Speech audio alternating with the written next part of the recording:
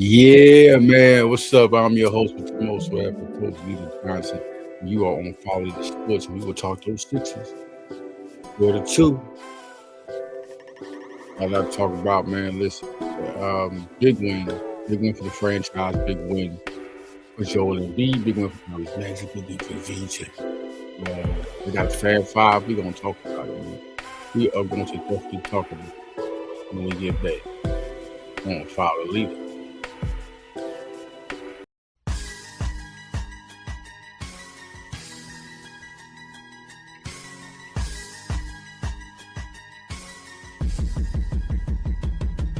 If I ain't doing the right thing, then what's doing the right thing? Wheel in the left cushion, the right pain. Only know one posture. A wreck I stain, sweat pouring out my glands. Fuck grams, I need cream. I done blacked out somebody trying to kill me, man. Fighting through this battlefield as ill as I am. Can't go like this. Is this really happening, fam? Now I'm feeling crazy because I wasn't even fucked up. Seem as if bad luck coming my way, well at least it's luck. Stacking dollars one at a time, at least it's a buck. If Christ ain't in front of me, then at least it's a book. Smoke weed, hit weights like took. If you ain't strong, you might end up a crook. Weak man with a pistol, strong arm crook. Seasoning the game just right, it's almost time to cook. Where my food at?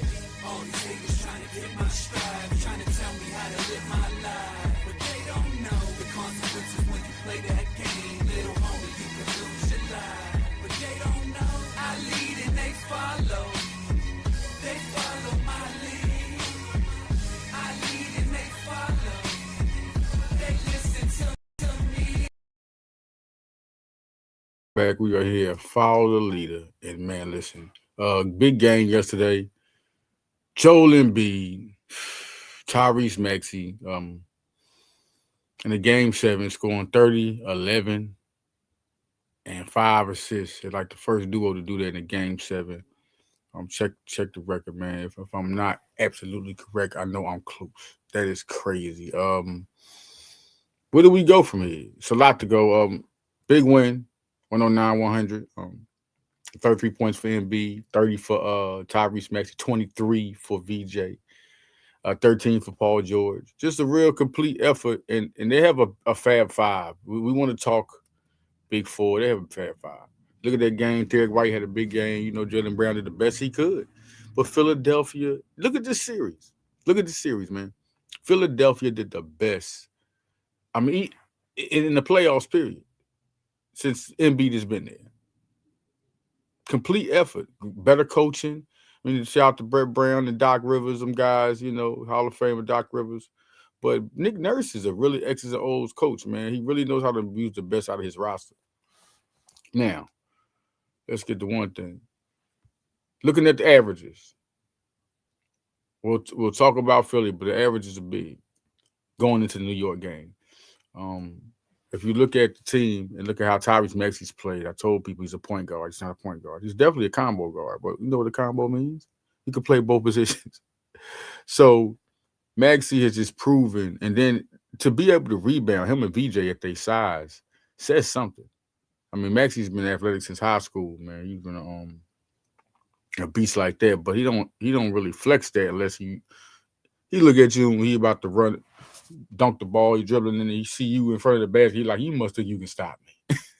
And he'll rise up on you. You know, like Maxey's a competitive guy. Shout out to his parents. So he was raised right, man. You can tell how their camaraderie. Always admired that.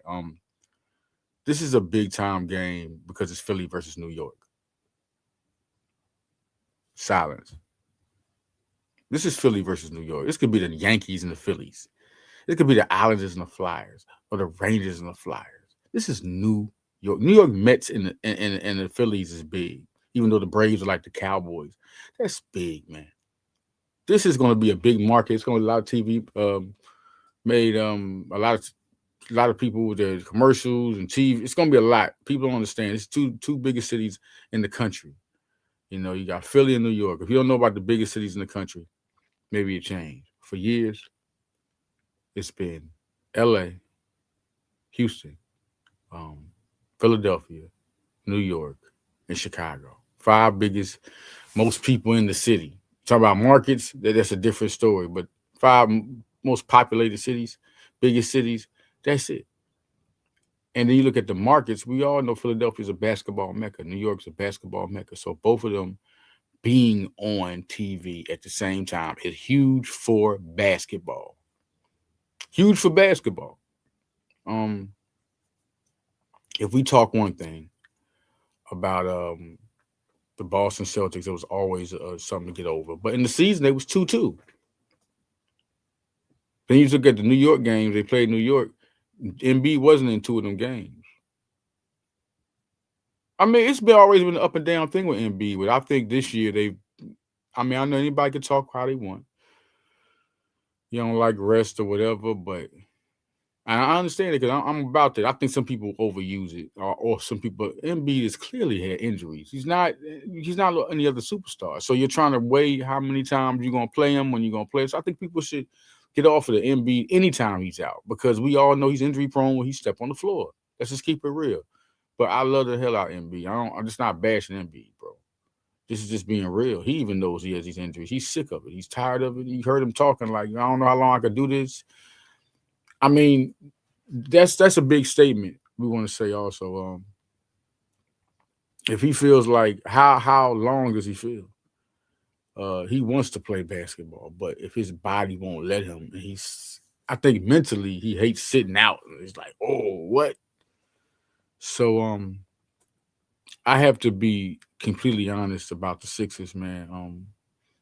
This is a better team, and I was saying this from the beginning. They can be all the way good or just not good enough. But looking at them play against the Celtics, the way they did, everybody talk about Tatum. Well, Tatum was in there before when they first lost to the Sixers. He was in there the second time they lost to the Sixers. He just wasn't here the third time and the fourth time. He was in the third time too. He just one game was a side game. You don't see Tatum. You can't judge that because if they're the Celtics, they're gonna win. And I said this before this even happened. I said the Celtics don't got Porzingis and Drew Holiday. They don't got the players they had before they won the championship. I know they're tough. I know they're a good team, great 3-point shooting team, which they shoot themselves in and out of games. But realistically, look at the Boston Celtics. It's just like a gift and curse. If you're hitting all 3-pointers, that's any team though. Think about it. I mean, it's crazy, but yeah, I know one team in college that loves to hit threes, Villanova. I know I covered Villanova, but Villanova is not going to shoot themselves in and out of games. That's not their. That's not their. One and two. Bless me. Thank you. Excuse me, y'all. But looking at Nova and excuse me, looking at the Philadelphia 76ers and where they're at, they have a Fab Five. Let's go to that right quick. Let's start talking about New York and Philadelphia because we'll go back to the game. Let's start talking about that and where we at. Jalen Brunson's averaging 26 points a game, leading the team, 6 assists. That's going to be a game. 6 games, that's what he averaged. So now he goes against Tyrese Maxey. Tyrese Maxey to 26, almost 27 a game, 5 rebounds, 4.9 rebounds. I mean, give y'all the exact 6.6 assists. I mean, it's cat. One thing about Tyrese, man, it's different now, man. He's shooting 41% from 3 this series. He was shooting 46% from the field. Take him to the line, 96%. That's a guy you don't want to listen. Let's keep it funky, man. He is a very big problem. Very big problem, man. That's gonna be a great matchup. That's the matchup. Him and Brunson, come on. And I know we got Cat. Listen, Cat has always been good ever since college, man. Everybody knew the talent he had. He averaged 18.7 points, 8.5, 11.3 rebounds, and 6.1 assists, 1.7 steals, 1.7 blocks. This man's playing basketball, man. He's one of the best centers in the league. I think he's a very underrated player. 56% from the field, 44% from the three. There's 66% though from the free throw line. Like, listen, that's going to be a matchup. Let me tell you how elite you got to be to go against Cat. 28 points a game for Embiid, 9 rebounds, 7 assists, almost a block. I mean, Embiid has been nothing short of amazing, man. 44% from the field could be better, right? 15% from three, but he's hitting 83% of his free throws. So, and I know I go with Barkley. I mean, I go with Shaq. The Shaq says he don't like when you shoot threes. But Kenny and Charles, Charles Barkley and Kenny Smith, y'all know who those is. Kenny Smith was a champion. Called Kenny the Jet Smith. He's one of the most athletic point guards in the league. Dunk on you real quick because he's in a slam dunk contest one time. Charles Barkley, you know who that is. If you don't, get off this, get off it. I could expect you not to know Kenny, but Charles Barkley, come on, man, dream team.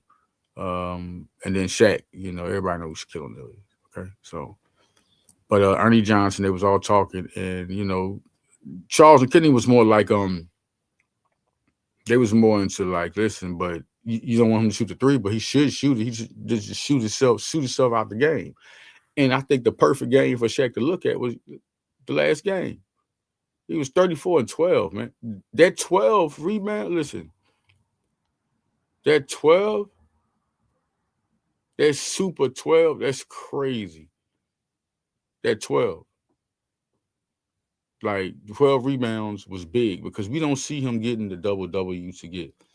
And that was big to see. And 6 assists, like, come on, man. The Embiid is super back. And then look at the game. Was it this game or last game? It was a 3-pointer he hit. Like he didn't hit, I think he hit 1 3-pointer in the whole game. And that's because he was already beating them in the inside. So then he come out with the three. I mean, after he get 24, 25 on you, yeah, try a couple threes, you know, and then the lead is solid. That's where you put the dag in them like, oh, you got this too? That's how I feel. You shouldn't stop shooting threes. If you can shoot them, shoot them. You know what I'm saying? It's just dominate at your best level first. Unless you a 40-point shooter like a 40% shooter like Jokic. Because Jokic got to be like that. Because he's not as athletic like Embiid. Embiid can just leave you into pieces inside. Jokic know this. He get Jokic like that. So this Embiid is one of the top 3 players in the league, and you can't even say anybody at this Embiid. When Embiid is he's he's the best player in the league.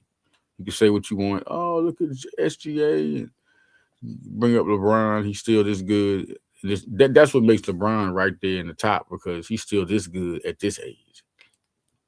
You know, so he's still taking teams to the playoffs. People don't understand how that is, man. Who came out recently and said, well, if I play, oh, no, I think it was Ron Harper. He's like, if I got to play that long, a lot of people or something will be playing. I said, everybody ain't that good. You can't say that because everybody ain't that good. You wasn't good as LeBron in your career. So how would you be even? I will play this long at this level? No, you had to show me. The other guys I mean, completely different. If he ends up being that guy that plays that long, how long are you going to be that elite like LeBron? I mean, when he topped out his career, Ron Harper was talking. Ron Harper was a great guard for the Clippers, Cavs, Cleveland Cavaliers. If I missed some teams, and he played with the Bulls, got his ring. But at that time, when he played with the Bulls, he wasn't that Ron Harper. He wasn't the Ron Harper getting 20 a game on you, 18 to 20 a game. Don't say because who was on the team. No, I don't want to hear that. We seen you play. Ron Harper wasn't the same. So you can't talk about LeBron when you in your peak of winning championships, in your time of winning championships. You weren't playing like LeBron when he was winning championships. So I'm just saying. To go back, the Sixers going against the Celtics, man. It's big time to have Paul George here hitting 17 points a game, 4 rebounds. All right. Then you look at Paul George, and when he's shooting from 3, it's 55%, 48% from the field, 77% from free throw. Do we really realize what he's doing? On both sides of 3 assists, all right, 17, 4, and 3. But you got 1.4 steals. Lockdown defense, man. Lockdown. VJ Edgecombe, 15 a game in this series. 7 rebounds, 3 assists, 1.8 steals, 1.9 steals, almost 2. Looking at where VJ is in 3-pointers, he really in shooting different and bad in this series, but he still was a factor. 23 in the game, 7. It's like what are we talking about right now? VJ is a different rookie. VJ is a different rookie, man. All right, so now we go to these different. I tell you what, it's big, man. It's big. Philly is here, man. They are here. Looking at how LeBron was, man, you must be crazy to think. Listen, that was crazy. Looking at LeBron, he come to the game with the whole LeBron feel and ends up winning. I just think he's in a different mental mind state. Mentally, he's trying to get even his physical assets. He's more in tune to. I think he's listening more too because he don't just make these decisions not to play. This is a team thing, and he's not making no bicker about it. But you hear him saying stuff like, you want to play. I wasn't sick. Or I wasn't injured. You looking at VJ Edgecombe, man, started his career dropping off 34, beating the Celtics. Remember that. 2-2 in the series in the season, and one of those was the first game when they met VJ. Then they met him again with 23. 44 years. This is just the way things are going for the Sixers. It just looks like a momentum push and how things are going to roll.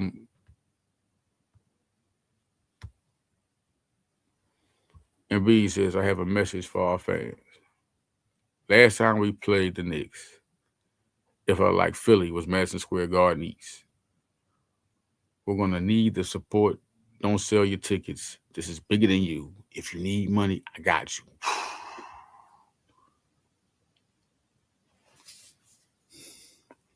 Basically putting out, just subliminal, a big subliminal, like we need the support because we going hard and we need y'all to push this for us. The whole playoffs. This ain't just the Knicks. The playoffs. It's time for the momentum shift. When you beat the Celtics, and Embiid wanted to beat the Celtics. Embiid wanted to beat the Celtics. First time since 82. I remember to hear Tyrese say this before he was born. I was born in 81, okay? And 82 was different. Just couldn't get past the Lakers or the Celtics. I mean, but in 83, Dr. J, Moses Malone, Maurice Cheeks, Andrew Toney, Bobby Jones, they all took us to the championship, man. Clint Richardson, all them guys. So just know that. And that's why this is such a big momentum shift. Real quick, y'all. Go to before we get back to basketball, for all y'all to see, the draft combine invites are right here, man. These are your draft combine invite. All right, you see a lot of big guys for you. Darius Cuff Jr. is there, okay?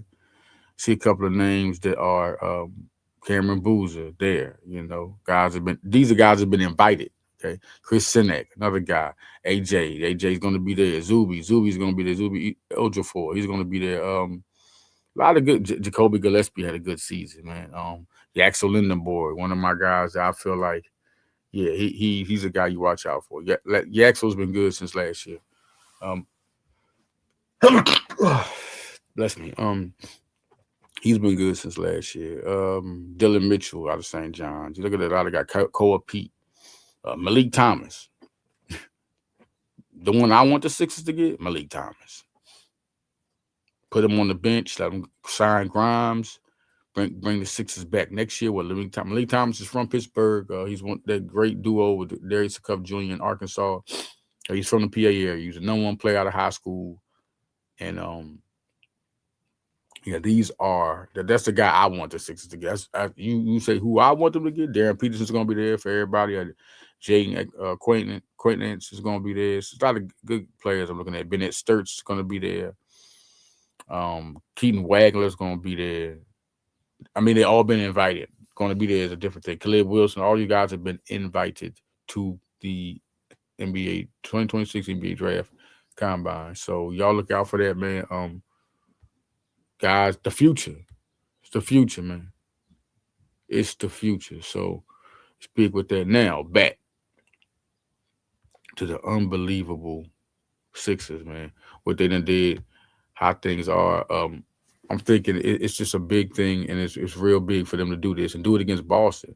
Once again, looking at how the Flyers won. The Flyers beat the Pittsburgh Penguins 4-2. That's a rival, man. In state too, like Penguins been that Achilles heel. I mean, it's their rivalry for years.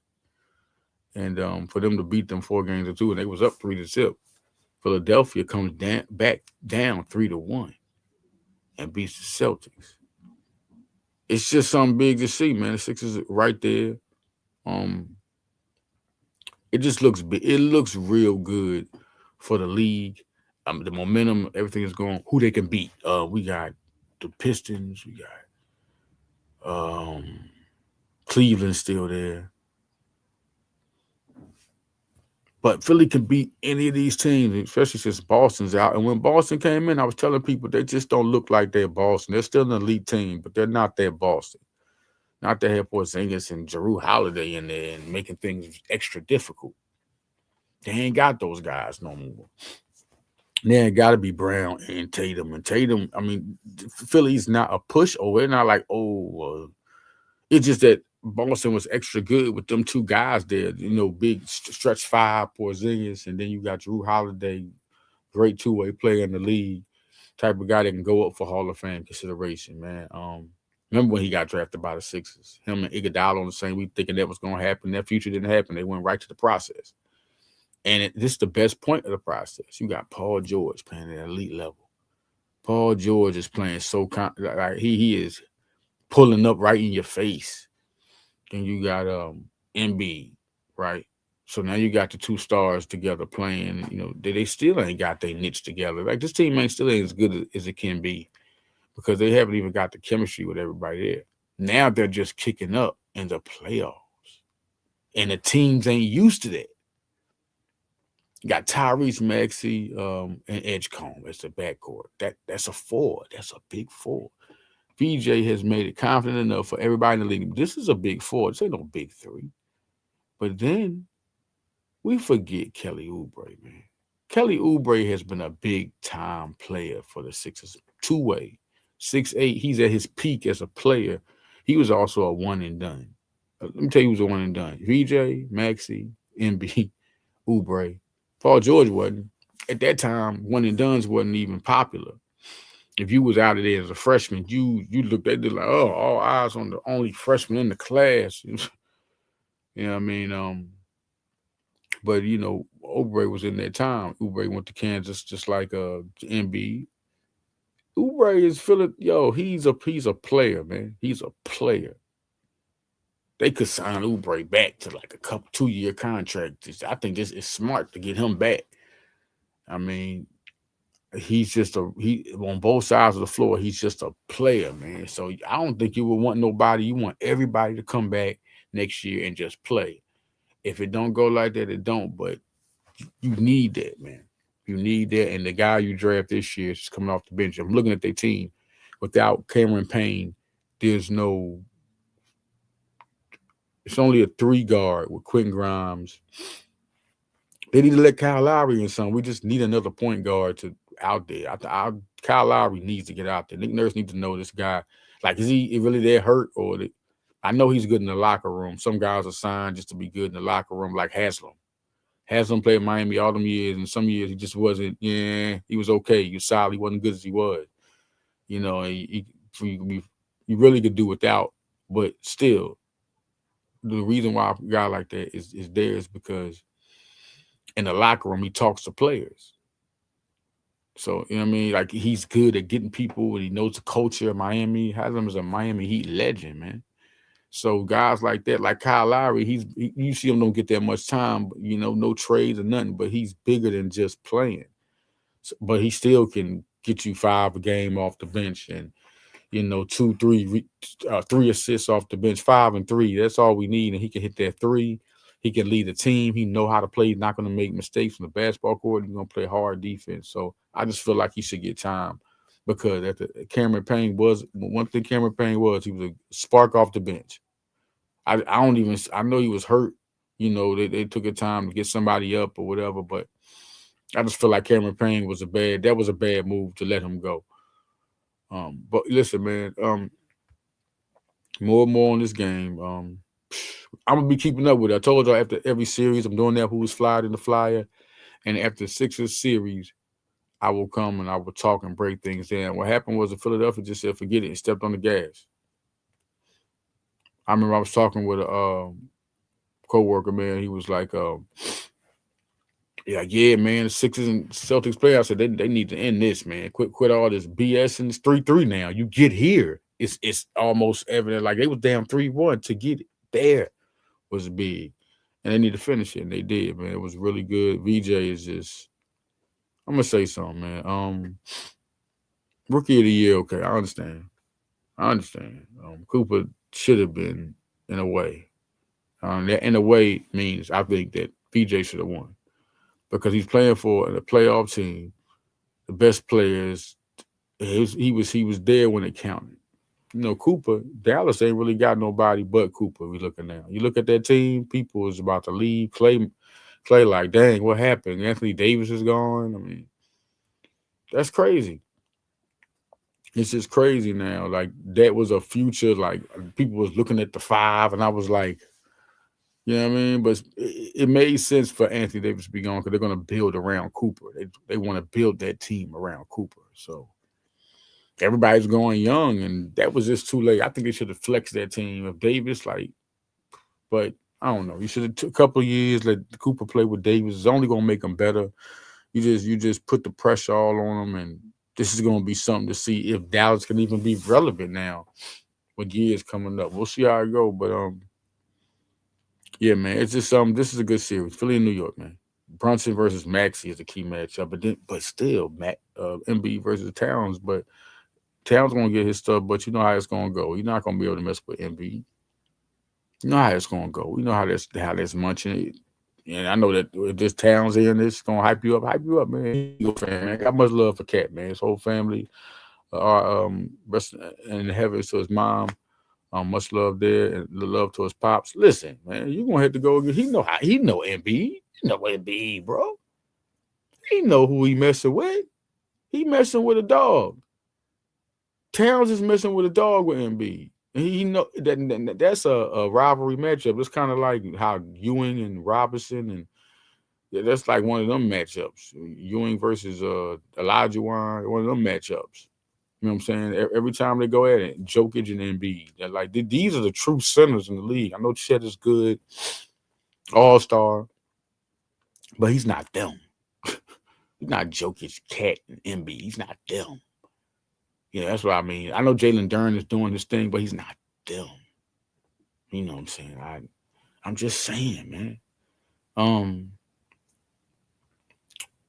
this it's a big game.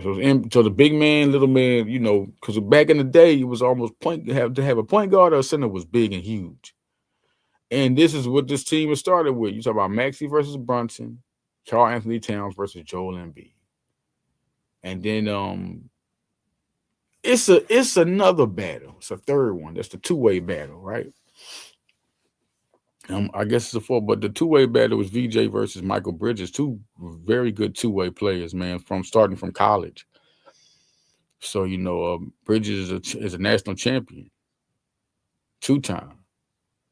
So you talking about a guy that's been there and won and knows how to play in the big games, and VJ is just he's been here before. He is. I mean, we ain't had a rookie like this that blew you away. Iverson blew me away. Embiid, it was just waiting for him for 2 years. We was already blown away by the draft pick and who we're getting. But I just VJ just added another style to that whole thing. The other battle, if we want to talk about it, if we want to go down to 5, OG and a boy, and Kelly already. These guys can do a lot. I think they're very underrated on both sides of the floor. Knowing how to get their shots off, good from the three, aggressive defensive players. That's two dogs right there. And then the last one that's left is Josh Hart and Paul George. You know what that you both guys are all around two-way players, but one is different from the other. Paul George is Josh Hart is definitely not on the level of Paul George.